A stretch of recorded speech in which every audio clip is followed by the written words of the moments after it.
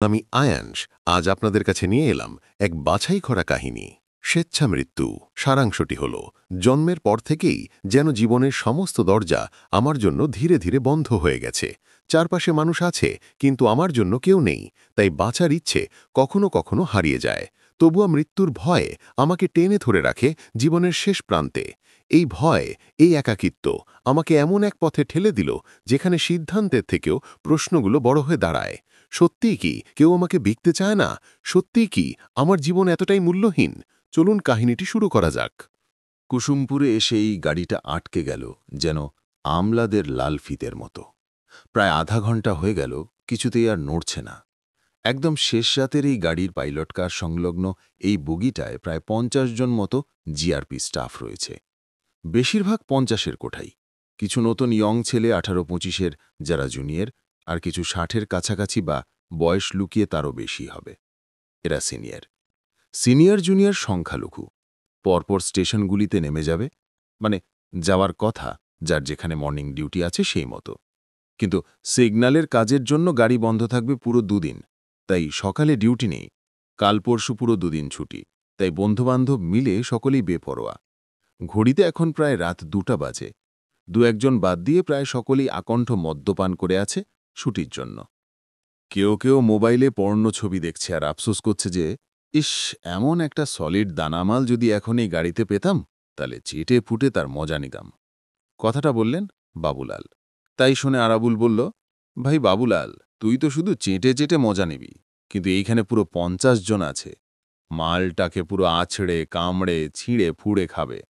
আসবে ফুল বডিটা নিয়ে, আর যাবে ফুল ডেড বডি হয়ে। পাকরাশি বলল, ভাই এই গাড়িতে এত রাতে কোনো মাল ভুল করেও আসবে না, তাই ওগুলো মোবাইলে দেখ আর দুধের স্বাদ ঘুলে মেটা। বাবুলাল চিৎকার করে বলল, হে মদন দেব, কৃপা করো, একটা রসালো দানা মাল এই গাড়িতে পাঠিয়ে দাও। আমরা সবাই মিলে চাঁদা তুলে তোমার প্রসাদ চড়াবো। সবাই হো করে হেসে উঠল। অফিসার ইনচার্জ দিবাকর ভট্টাচার্য রেগে গিয়ে ধমক দিয়ে সকলকে চুপ করতে বললেন। তারপর একজন কনস্টেবল মনোজকে বললেন নিচে নেমে ড্রাইভারকে জিজ্ঞেস করতে যে ঠিক কী কারণে এত দেরি হচ্ছে। কিন্তু তার নির্দেশ পেয়েও সে কেমন যেন ভয়ে সিটিয়ে গেল দেখে দিবাকর কড়া ধমক দিলেন, কনস্টেবল মনোজ, তুমি কি আমার কথা শুনতে পাচ্ছ না? সকলের জানা আছে যে অফিসার ইনচার্জ দিবাকর ভট্টাচার্য একাধারে সাত্ত্বিক ব্রাহ্মণ, আবার তিনি শখের তন্ত্র সাধনাও করে। তার মুখ ভর্তি দাড়ি, কপালে লাল তিলক, পরনে লাল কাপড়। ছুটিতে থাকার জন্য তিনি এই সাজে আছেন। ভেন্ডার বগিতে একটি ছোট কালী মূর্তি, সিঁদুর জবা ফুল, কম্বলের আসন, গঙ্গাজল, নরকরটি ও একটি কর্ণ পিশাচিনী সাধনার গুপ্ত মন্ত্র লেখা প্রাচীন পুঁথি রাখা। ব্যারাকে তার সাধনার আরও সরঞ্জাম রাখা আছে। অনেক দিন ধরে তিনি কর্ণ পিশাচিনী সাধনা করছেন, কিন্তু কিছুতেই সাধনায় সিদ্ধিলাভ করতে পারছে না। এই বগিতে কালী সাধনা করে নিজের রক্তমানত করে তিনি মা কর্ণ পিশাচিনীকে ডাকবেন। তিনি বিশ্বাস করেন পথে কোনো জাগ্রত কালীক্ষেত্র থাকলে মা কর্ণ পিশাচিনী তাকে দেখা দেবেন এবং তার পূজা নেবেন। এই সব কিছু নিয়মবিরুদ্ধ হলেও জামাই রেলভবনের বড় কর্তা হওয়ায় তাকে কেউ কিছু বলে না। উল্টে স্বয়ং ডিআরএম সাহেব পর্যন্ত তাকে তোয়াজ করে চলে। যা ইচ্ছে তাই করো, এটা তোমার জায়গা, এমন অনুমতি তিনি আগাম দিয়ে রেখেছেন। ভদ্রলোক যেমন রাগী বদমেজাজি, তেমনি টেরা বেপরোয়া, কেউ তাকে বড় একটা ঘাঁটাই না। তাই খুব ভয়ে আমতা আমতা করে সেই স্টাফ জানায়, স্যার, এই জায়গাটা খুব একটা ভালো নয়। অনেক মানুষ এইখানে কাটা পড়েছে। বেশি রাতে তাদের বিদেহী আত্মা এইখানে ঘুরে বেড়ায়। আর এখন তো প্রায় গভীর রাত। এত রাতে এই নরকে আমি কিছুতেই যেতে পারবো না স্যার, সরি। শুনে বিরক্ত হয়ে বড় সাহেব আর একজন স্টাফ সায়নদেব মণ্ডলকে উদ্দেশ্য করে নির্দেশ দিলেন, এই সম্ভব, যাও তো, তুমি গিয়ে খবরটা নিয়ে আসো তো, যাও। ওকে স্যার বলে ২০ বছরের সাহসী যুবক শম্ভ পকেটে একটা ছোট নিফ নিয়ে নিচে নামে। আর নেমেই দেখে চারদিকে ঘন জঙ্গল আর নিকষ কালো অন্ধকার। জায়গাটি এত অন্ধকার কেন?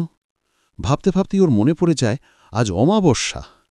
আর কথাটি মনে হতেই ওর গাটা কেমন কাঁটা দিয়ে ওঠে। তবু সাহসে ভর করে দুপা এগিয়েই দেখতে পায় সে, সামনেই লাল সিগন্যাল লাইটটা জলজল করে জ্বলছে। পাইলট কারে টর্চ মেরে চিৎকার করে, স্যার এইখানে এতক্ষণ সিগন্যাল কেন, কিছু জানতে পারলেন?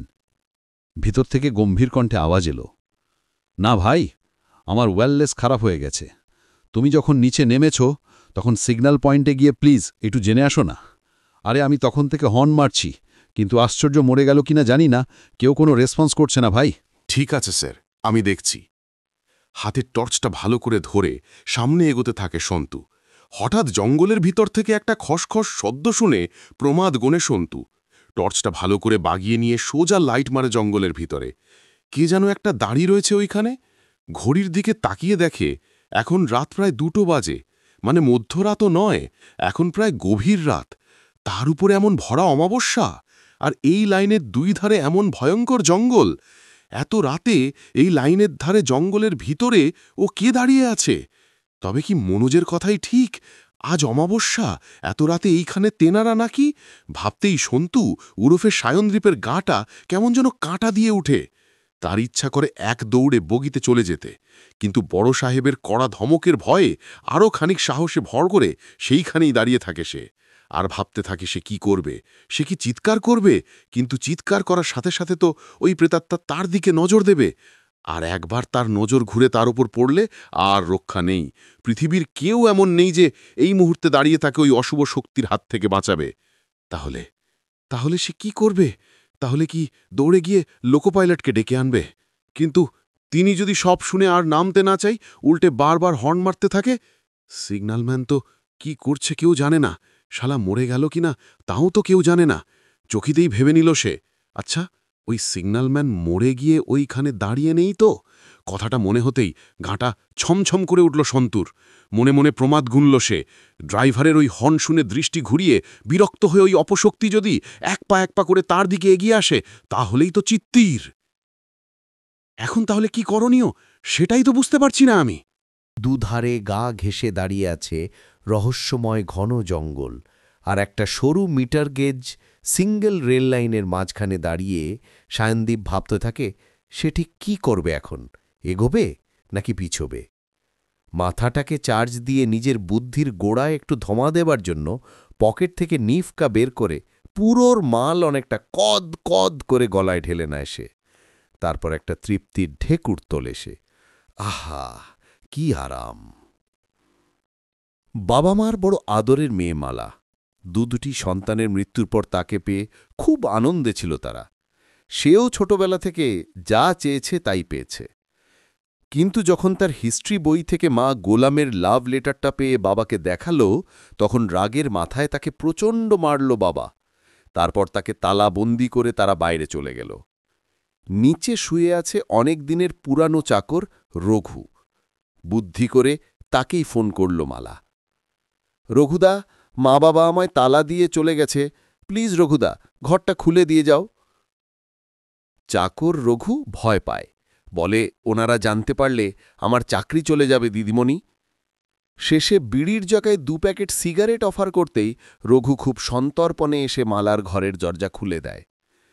মালা তাকে একটা 200 টাকার নোট দিয়ে বলে, এই টাকায় ভালো সিগারেট হয়ে যাবে, এখন চুপচাপ নিজের ঘরে গিয়ে শুয়ে পড়ো, আমিও ডিনার করে শুয়ে। আস্তে আস্তে সন্তু মনে মনে তারক ব্রহ্ম নাম জপ করতে করতে কিছুটা সাহস সঞ্চয় করে। এই মন্ত্র সে তার দাদুর কাছ থেকে শিখেছেন। যখনই বিপদে পড়বে তখনই এই নাম নেওয়ার শিক্ষা তিনিই তাকে দিয়েছেন। এই নাম নেওয়ার পর তার সাহস সত্যি সত্যি এখন কিছুটা এসেছে মনে, তাই এক পা করে সামনের দিকে এগোতে থাকে সে। এইদিকে হঠাৎ করে ড্রাইভার সাহেব হর্ন মেরে দেয়। সন্তু দেখে সামনে দাঁড়িয়ে থাকা অবয়বটি তার মুখটি হঠাৎ করেই ট্রেনের দিকে ঘুরিয়ে দিয়েছে। প্রচণ্ড ভয় পেয়ে যায় সায়নদীপ। এক লাফ এসে জঙ্গলের ভিতরে লুকিয়ে পড়ে। তারপরই সে ভাবে, আরে সিগন্যাল দিয়ে দিল না তো, গাড়িটা কি ছেড়ে দিল নাকি? তাই কি ড্রাইভার হর্ন মারল? তাড়াতাড়ি করে সে সামনের দিকে তাকায়। না, গাড়ি এখনো ছাড়েনি। এরপর তাকায় সে সিগন্যালের দিকে। না, এখনো সিগন্যাল দেয়নি। আশ্চর্য, কি এমন হলো যে সিগন্যাল দিতে এত দেরি হচ্ছে? কিন্তু আমাকে তো এটা জানতেই হবে, নইলে ওসি সাহেব আমার 12টা বাজিয়ে দেবে। মনে মনে ঠাকুরের নাম নিয়ে একটু একটু করে সামনের দিকে পা বাড়ায় সন্তু। কিছুটা এগোতেই হঠাৎ একটা মিষ্টি ফুলের গন্ধে ওর মনটা ভরে যায়। সে ভাবে, বাহ, এই জায়গাটায় কোনো এমন ফুলের গাছ আছে যেটা আমার অজানা, কারণ এর আগে এই ৩৫ বছর হয়ে গেল এই গন্ধটা কোনোদিন আমার নাকে আসেনি কোথাও। কি ফুল এটা, কি অপূর্ব এর গন্ধ, যেন স্বর্গের অপ্সরারা নেমে এসেছে নিচে। কথাটা মনে হতেই বুকটা চ্যাত করে ওঠে ডাকাবুকু সন্তুর। অপ্সরা নয়, কিন্তু মনোজের কথা সত্যি হলে প্রেতাত্মা তো হতেই পারে। কথাটা মনে হতেই কপালে ওর বিন্দু বিন্দু ঘাম জমতে শুরু করে। কিন্তু কোনো ভূত প্রেত হলে তো শুনেছি কেমন যেন একটা অ্যাস্টে গন্ধ বেরোবে, কিন্তু এই মিষ্টি গন্ধ কি সত্যি কোনো সুগন্ধি ফুলগাছ থেকে আসছে, নাকি কোনো অলৌকিক শক্তি এইখানে আছে, এমন শক্তি যা আমাদের অজানা এবং যা হয়তো আমাদের জন্য অশুভ? এই সব ভাবতে ভাবতেই হঠাৎ একটা জায়গায় চোখটা আটকে যায়, আর ঠিক তখনই ও তাকে দেখতে পায়। একটা মেয়ে ধীরে ধীরে যেন ওর দিকেই এগিয়ে আসছে। বয়স আন্দাজ করা যাচ্ছে না তার। কি পোশাক পরে আছে এই ঘুরঘুরটি অন্ধকারে তাও বোঝার কোনো উপায় নেই। উচ্চতা বোঝার চেষ্টা করতে গিয়ে রীতিমতো ঘাবড়ে যায় ও। কখনো মনে হচ্ছে যেন একটা মেয়ে মাটিতে দাঁড়িয়ে আছে, কখনো মনে হচ্ছে সে যেন শূন্যে ভাসছে, আবার পরক্ষণেই বোধ হচ্ছে সেই রহস্যময় অবয়ব যেন শূন্যে ভাসতে ভাসতে তার দিকেই এগিয়ে আসছে। এলো চুল আর শরীরের গঠন দেখে তো তাকে মেয়ে বলেই মনে হচ্ছে। তবে সেই মেয়ে আলগা গায়ে, নাকি পোশাক পরে, নাকি স্বল্পদাসে, নাকি কঙ্কাল, সময়ে সময় নানা রকম মনে হলেও সঠিক কিছুই আন্দাজ করা যাচ্ছে না এই ঘন ঘোর অন্ধকারে। তবে সে ক্রমশ এই দিকেই এগিয়ে আসছে, এটা নিশ্চিত। আর খুব ধীরে ধীরে এগিয়ে আসছে সেই দিকে। মন্থর মৃতের মতোই মন্থর সেই রহস্যময়ীর গতি, তবে সে যেন তার দিকেই ধীরে ধীরে এগিয়ে আসছে। এই দৃশ্য দেখে ভয়ে ওর হৃৎপিণ্ড লাফিয়ে যেন মুখে চলে আসার জোগাড়। ভয়ে কাঁপতে কাঁপতে ও আবার জঙ্গলে লুকিয়ে পড়ে। ও কার মুখ দেখে যে আজ বাড়ি থেকে বেরিয়েছিলাম কে জানে। মানে প্রাণটা নিয়ে গাড়িতে উঠতে পারলে হয়। হঠাৎই বড় ভয়ার্থ নজরে সন্তু লক্ষ্য করল, মেয়েটা ধীরে ধীরে নয়, বরং আগের থেকে অনেকে জোরে এই দিকেই যেন এগিয়ে আসছে। হ্যাঁ, মেয়ে বলেই তো মনে হচ্ছে তাকে, যেন জীবিতকে দেখে মৃতের মধ্যেও প্রাণ সঞ্চারিত হয়েছে। যদিও অন্ধকারে কিছুই ঠাউর করা যাচ্ছে না, কিন্তু সে আসছে, সে এই দিকেই আসছে। সে কি তাকে দেখে ফেলল? কেউ গভীর রাতের এই ঘন জঙ্গলে, এই ঘুরঘুরটি অন্ধকারে, এই ধুধু করা রেলপথের সামনে দাঁড়িয়ে কে এই রহস্যময়ী অবয়ব? মেঘে ঢাকা জুনের গুমোট রাতে আর্দ্রতা এতটাই যে একটা গাছের পাতাও সামান্য নড়ছে না। ঠিক তখনই জোরে জোরে সাইকেলটা চালিয়ে মালা যখন স্টেশনে এসে পৌঁছল, তখন ওর গোটা শরীর বেয়ে দর দর করে ঘাম ঝরছে। কোনো রকমে সাইকেলটা মাটিতে ফেলে দিয়ে টিকিট কাউন্টারের দিকে ছুটল মালা। ওই তো গোলাম দাঁড়িয়ে আছে টিকিট ঘরের সামনে, ৩ জনের পিছনে। একটা জায়গায় দাঁড়িয়ে ও দেখতে লাগলো ওর সাধের সাইকেলটা। এই তো ক্লাস 9-এ ওঠার পর বাবা ওকে জন্মদিনে গিফট করেছিল। তখন প্রথম একটা মাস তো সারা দিন নাওয়া খাওয়া ভুলে ওই গাড়িটা নিয়েই থাকতো। বাবার দেওয়া প্রথম উপহার তার জন্য, বড় আদর করে রেখেছিল। আজ আর ওর প্রতি কোনো দরদ নেই ওর। আসল মানুষগুলি যখন এক লহময়ে পর হয়ে গেল, তখন তাদের দেওয়া ওই প্রাণহীন উপহারকে দেখে কি লাভ? ঘৃণায় মুখটা ঘুরিয়ে নেয় মালা। শান্ত হয়ে দেখতে থাকে ও ওর ভালোবাসার মানুষকে। টিকিটগুলি নিয়েই ঘুরে তাকাতেই অবাক হয়ে যায় গোলাম। এই কি দাঁড়িয়ে আছে তার সামনে? ঘামে ভিজে যাওয়া শরীর, অবিন্যস্ত চুল, চোখের কাজল ঘেটে গেছে। একটা অর্ডিনারি লাল টি শার্ট আর নেভি ব্লু জিন্স পরে সে চলে এসেছে, সঙ্গে একটা ভ্যানিটি ব্যাগ।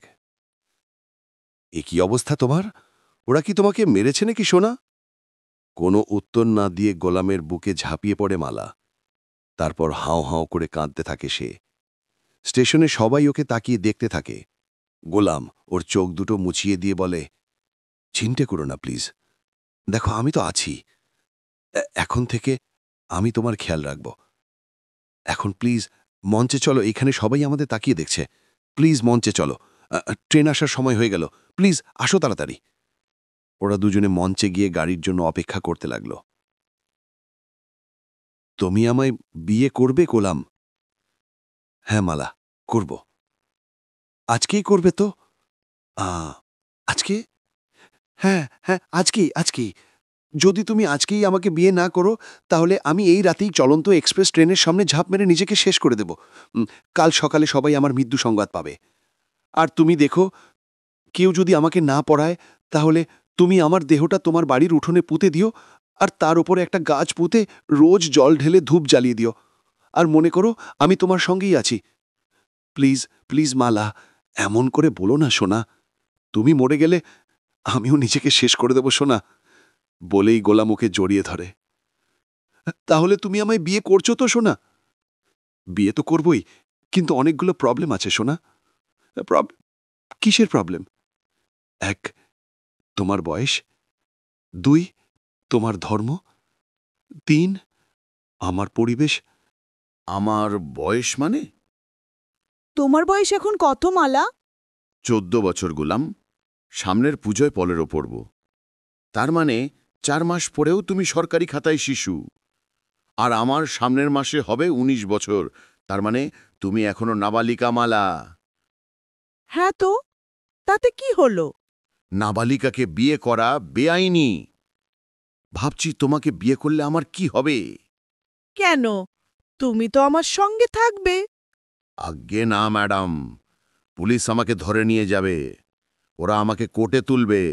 তোমার মতন বাচ্চা মেয়েকে বিয়ে করার অপরাধে ওরা আমাকে জেলে ঢুকিয়ে দেবে সোনা। কি বলছো গোলাম?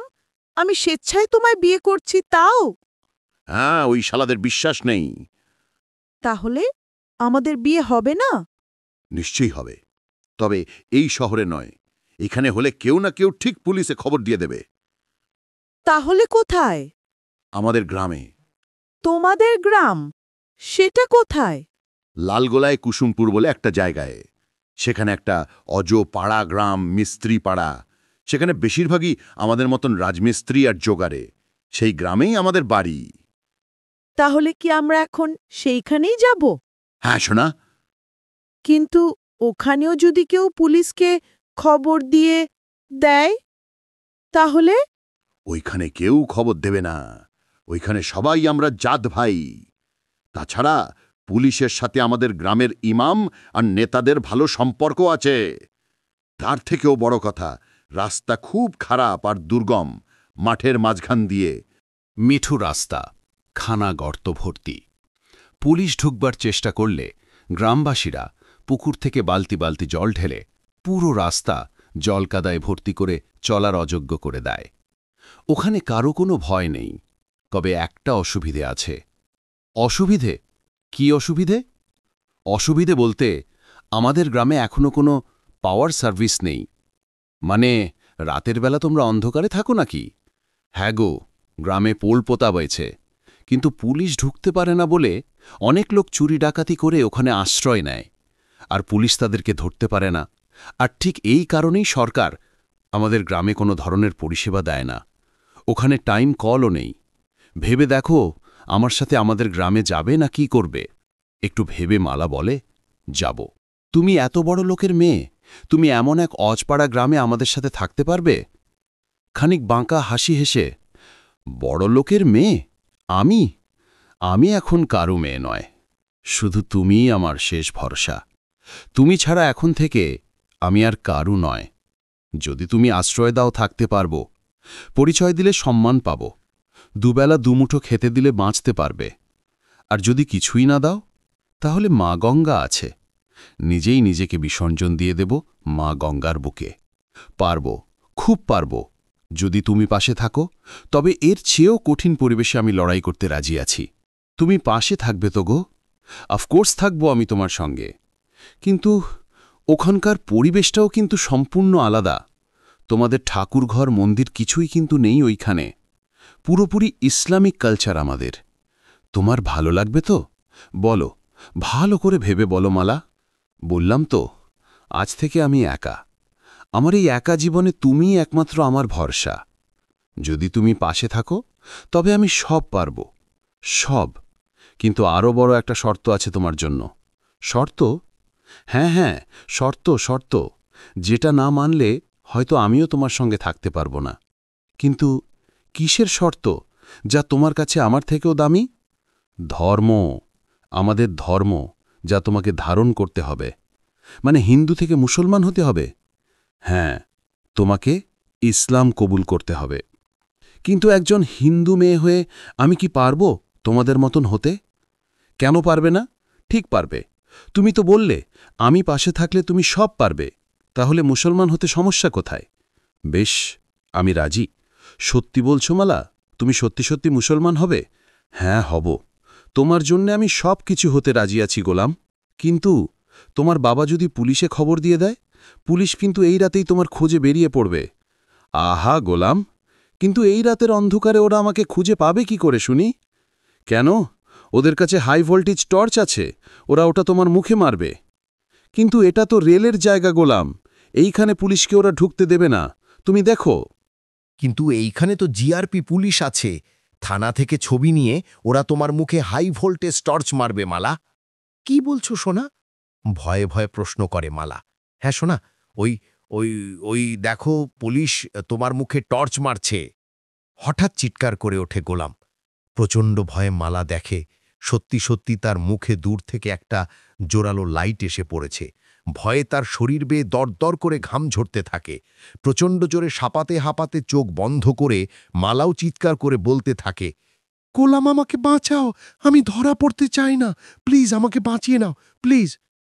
হঠাৎ তার কানে আসে গোলামের হাসির শব্দ, আর তার সাথে আরেকটি শব্দ, ট্রেনের শব্দ।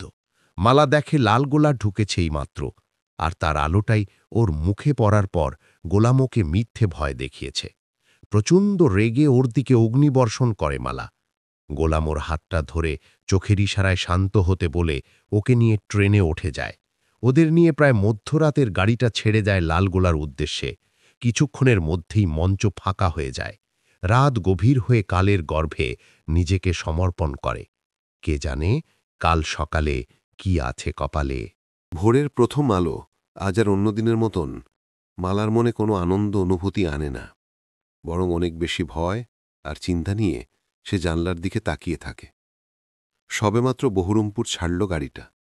ওর জন্য গোলাম কিছু খাবার আনতে গেছিল, কিন্তু এত সকালে কিছু পাওয়া গেল না।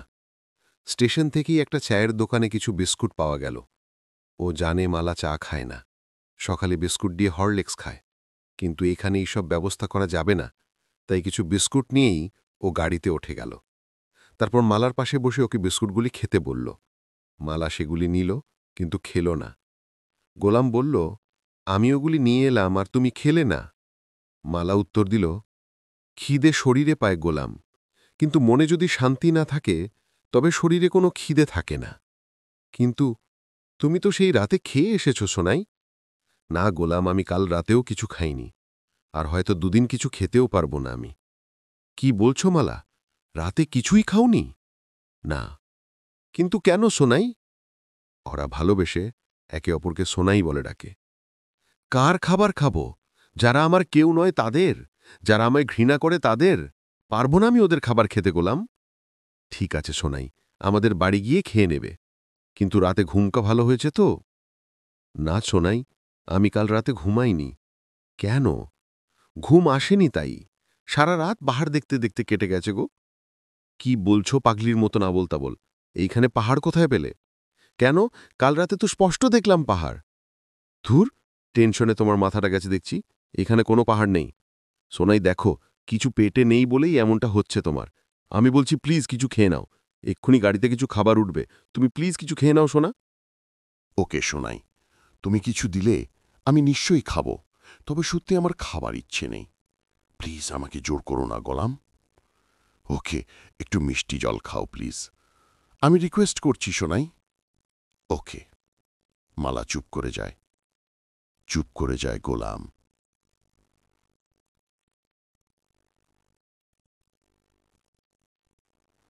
ওগো, শুনছ? কি হলো? ওঠো না। সাত সকালে স্ত্রীর হাঁক ডাকে ধর্মরিয়ে উঠে বসে অসীম। তারপর কিঞ্চিত বিরক্তির সুরে প্রশ্ন করে, কি হলো কি সোমা? সাত সকালে এমন চিৎকার করছো কেন? হ্যাঁ হ্যাঁ মা। কি হয়েছে তোমার মায়ের? ফোন করেছিল নাকি তোমাকে এত ভোরে? কোনো খারাপ খবর নয় তো শোনা? আরে মা নয়, আমি বলছি তোমার মেয়ের কথা। মালার কথা গম্ভীরভাবে জিজ্ঞেস করল অসীম। সাত সকালে ওই কুলো ঘাতকের নাম মুখে এনো না সোমা। আরে ওই অপয়ার নাম কে মুখে আনবে? তবে ওর ঘর থেকে রেওয়াজের শব্দ এখনো কানে আসলো না। আচ্ছা, মেয়েটা আবার ভালো মন্দ কিছু করে ফেলল না তো? তাহলে তো আমাদের সবার হাতে হাত করা পড়বে গো। তুমিও যেমন, ওই মেয়ে নিজেকে শেষ করে ফেলবে। আরে আত্মহত্যা করার জন্যই সৎসাহস লাগে, যেটা ওই কুলোঘাতেনির নেই। তুমি ভাবতে পারো সোমা, যে ব্রাহ্মণ বাড়িতে একদিন ছি চাকর পর্যন্ত ব্রাহ্মণ ছাড়া রাখা হতো না, শূদ্রের ছায়া মারাতো না, বিধর্মীদের নাম মুখে আনত না, আজ সেই বাড়ির মেয়ে একটা মুসলমান ছেলেকে ভালোবেসেছে। ছি! আমাকে পুণ্য দান করবেন, আমি পারব। বেশ, যদি পারো তবে আর দেরি করো না, এক্ষুনি শুভ কাজটা সেরে ফেলো। যদি মারতে গিয়ে নাকো মরার সময় খুব বাধা দিচ্ছে, তবে আমাকে ডেকো। আমার কাছে একটা সার্জিক্যাল ছুরি আছে, গলার নলিতে একবার চেপে ধরলেই ওর ভবলীলার সাঙ্গ হয়ে যাবে। তারপর বেশি রাতে গাড়ির ডিকিতে চাপিয়ে ওর দেহটা মা গঙ্গার বুকে বিসর্জন দিয়ে দেব। আচ্ছা, তোমার কষ্ট হবে না তো? শেষ মুহূর্তে দুর্বল হয়ে যাবে না তো? নিজের মেয়েকে শেষ পর্যন্ত শেষ করে দিতে পারবে তো? বললাম তো, ও আমার মেয়ে নয়। একটা ছেলেকে পাবার জন্য যে নিজের ধর্মকে ত্যাগ করে, জাতকুল ভুলে বিধর্মীর সাথে প্রণয় করে, লোকসমাজে আমাদের মানসম্মান নষ্ট করে, সে আমার মেয়ে নয়। নিজের পাপ ক্ষয় করার জন্যই তাকে আমি ওই অনার কিলিং করতে চাই। তাহলে ঠিক আছে, অনার কিলিং করার জন্যই ওকে ওর ঘরে থাকতে দাও। শোনো, ওর কথায় বেশি গলে যেও না। ওর ঘর এখন খোলা যাবে না। খুলে দিলেই ও পালিয়ে ওই মোহামেডান ছেলেটার সাথে মিশবে আর আমাদের মুখে চুনকালি লাগাবে। আজ রাতে ডিনার করার সময় একটা ঘুমের ওষুধ দিয়ে ওকে ঘুম পাড়িয়ে দেব। তারপর তোমার ওই মোটা হাত দুটি দিয়ে ওর নরম গলাটা চেপে ধরবে, ততক্ষণ পর্যন্ত যতক্ষণ না পর্যন্ত ওর দমটা বেরিয়ে যায়। যদি মরে যায় ভালো, নয়তো আমি গিয়ে বড়দার ওই সার্জিক্যাল ছুরিটা দিয়ে আমার মামনির গলাটাকে কেটে দেব।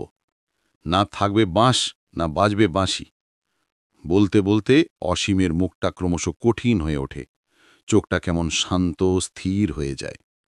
সীমার মনেও কোনো ভয় নেই, সন্তানকে হত্যা করার কোনো পাপ বোধ নেই। আছে তো আছে শুধু ক্রূর প্রতিহিংসা, তাও 14 বছরের লালন পালন করা সন্তানের উপর। এই কেমন জাতি প্রেম, কেমন ধর্মবোধ! এক পাপের শাস্তি দিতে গিয়ে এ যেন আরও একটা বড় পাপ করা। তবে এই পাপ নাকি পাপ ক্ষয় করার জন্য করা পাপ। ধর্ম রক্ষা করার স্বার্থে এই পাপ করলে নাকি কোনো পাপ হয় না। ট্রেন থেকে নেমে ট্রেকারে 2 ঘন্টা চেপে অবশেষে একটা মাটির রাস্তায় নেমে হাঁটতে শুরু করল গোলাম। মালার খুব ঘুম পাচ্ছে, সারা রাত ঘুম হয়নি তার, কিন্তু এখন ওকে হাঁটতেই হবে। ট্রেকারে খুব কষ্ট পেয়েছে সে। এখানকার রাস্তা যে এত খারাপ তা তার জানা ছিল না।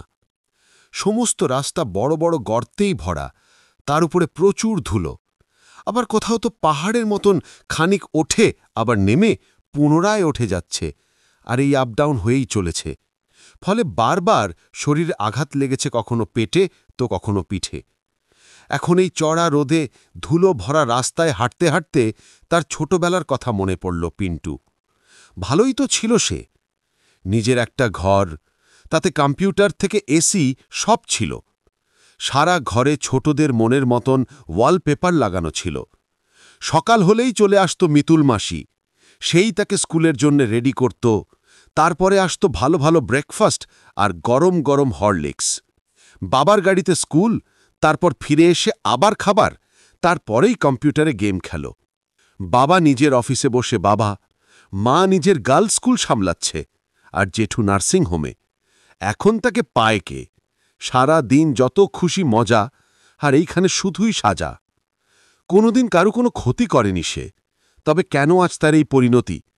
মনে মনে ভগবানের কাছে ঘোব উগড়ে দেয় ছোট্ট মেয়ে। কটা বাজল গোলাম? অনেক বেলা হয়ে গেছে না? না না, এখন সবে 8:30 হয়েছে। কি বলছো? দেখে তো অনেক বেলা মনে হচ্ছে গো। আসলে মুর্শিদাবাদে রোদের তেজ একটু বেশি তোমাদের কলকাতার থেকে, তাই এইখানে তোমাদের কলকাতার থেকে গরম বেশি। এতটাই যে মাটির তলায় জল শুকিয়ে এখন টিউবওয়েলগুলো থেকে জল হচ্ছে না। অনেকবার পাম্প করে করে তবে একটু জল পাওয়া যাচ্ছে। খুবই কষ্ট আমাদের এই পল্লীগ্রামগুলোই। থাকতে থাকতে আস্তে আস্তে সব জানতে। আচ্ছা, এইখানে কোনো বিদ্যুতের পোল দেখছি না তা? প্রশ্ন করে মালা। তখন বললাম, না, এই গ্রামে কোনো কারেন্ট নেই। কোথাও কোথাও জেনারেটর সার্ভিস আছে বটে, তবে সে পাশের গ্রামে, গোলাপবাগের জন্যই। এই গ্রামের মানুষ এতই গরিব যে সেটাও নিতে পারেনি গো। মালার কপালে চিন্তার ভাঁজ। আবার প্রশ্ন করে সে, এই গ্রামটার নাম কি? এলাকাটা কুসুমপুর, তবে গ্রামের নাম বাগেরহাট। সামনে কুসুমপুর স্টেশন, আর উল্টো দিকে গোলাপবাগে হলো আমাদের নতুন পঞ্চায়েত অফিস। ওখানে একটা বড় আম বাগান আছে।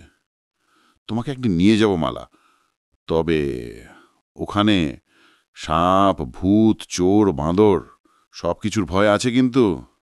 উত্তর দেয় গোলাম। আর কথা বলতে ভালো লাগছে না মালার।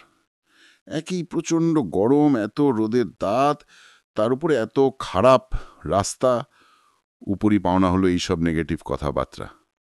আর ভালো লাগছে না ওর। শরীর ক্লান্ত, অবসন্ন, আর পা চলছে না ওর।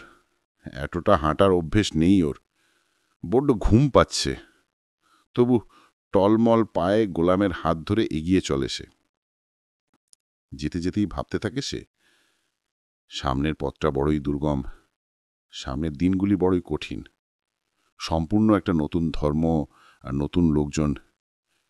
একটু পরেই যাদের সঙ্গে দেখা হয়ে যাবে তার। জানি না তারা আমাকে কেমনভাবে বরণ করে নেবেন, নাকি তারাও আমাকে তাড়িয়ে দেবেন। দেখা যাক আজ সকালে কি আছে আমার কপালে। দ্বিতীয় পাঠ। অরিজিৎ, যে করেই হোক আমার মেয়ের খোঁজ দি তুই। তোকে আমি টাকায় ভরিয়ে দেব ভাই। আরে বাবা, সে নয় বুঝলাম, কিন্তু ওরা লাস্ট কোথায় গেছে সেটাই তো বলতে পারছিস না। আচ্ছা, তোদের বাড়ির চাকরটা কি যেন নাম? রঘু, সেই তো বলছিস মালার ঘরের তালা খুলে দিয়েছিল নাকি? হ্যাঁ, তাহলে সে কিছু জানে না? ওই শালা তো কিছুই জানে না বলছে। ডিগ্রি দেওয়ার আগেও না, পরেও না। রঘু এক কথা, আমি কিছু জানি না। আজব লোক মাইরি। তোকে কি বলবো? এই দাঁড়া দাঁড়া দাঁড়া, তুই একটা কি ডিগ্রির কথা বলি না? ওটা কি মানে? তোদের ওই 3rd ডিগ্রির মতন? একটু ভালো করে না দিলে গরিব মানুষের পেটের কথা মুখে আসে না। কি বলছিস তুই অসীম? তোর কাজের লোককে পেরেছিস? হ্যাঁ তো, আমার লক্ষ্যে আমি মারতেই পারি। না, পারিস না অসীম, এটা বেআইনি। তুই এইভাবে কাউকেই মারধর করতে পারিস না। নেহাত আমি তোর বন্ধু, না হলে এটা হলে তোর নামে এতক্ষণে একটা ওয়ারেন্ট বেরিয়ে যেত। এটা তো ডোমেস্টিক ভায়োলেন্স ভাই, এটা তো ঠিক নয়। আমাকে আইনের জ্ঞান না দিয়ে এখন আগে বল মালার খোঁজ দিতে পারবে কিনা, নাহলে আমি প্রাইভেট গোয়েন্দাকে ফিল্ডে নামাবো। আরে অসীম, একটু সময় তো দে। পুলিশ যেন তোর প্রাইভেট ডিটেকটিভ, বাড়িতে বসে আছে কোনো কাজ নেই বলে। আমাদের ওপর প্রতিদিন প্রেশার আসছে ওপর থেকে, কখনো সরকার তো কখনো কোর্ট। এই ল অ্যান্ড অর্ডার নিয়ে কি জ্বালা, সেটা যারা পুলিশে আছে তারাই জানে। তবে তো চিন্তা করিস না, মালা আমারও মেয়ে, আমি দেখছি কি করা যায়। আচ্ছা, কোনো লাভ অ্যাফেয়ার ছিল না? মানে তোরা জানিস না হয়তো।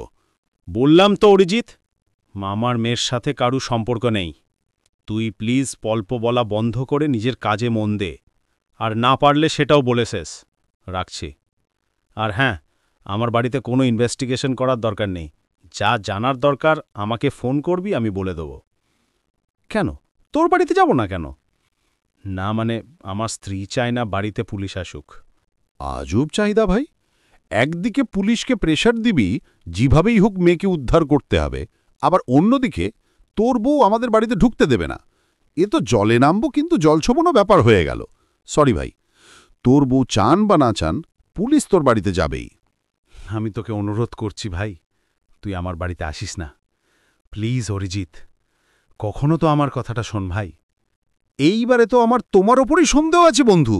রাতে বাচ্চা মেয়েটা চলে গেল, আর সকালে তুই চাকর পেটালি, আর এখন পুলিশকে আটকাচ্ছিস। আর এত কিছুর পর তোর বাড়িতে না গিয়ে তো আমার তদন্ত করা সম্ভব নয়। আমি আসছি, আজকে বিকেলেই আসছি। পরবর্তী অংশের জন্য চ্যানেলটি সাবস্ক্রাইব করুন, পাশে থাকা বেল আইকনটি প্রেস করুন, আর অবশ্যই লাইক করতে ভুলবেন না।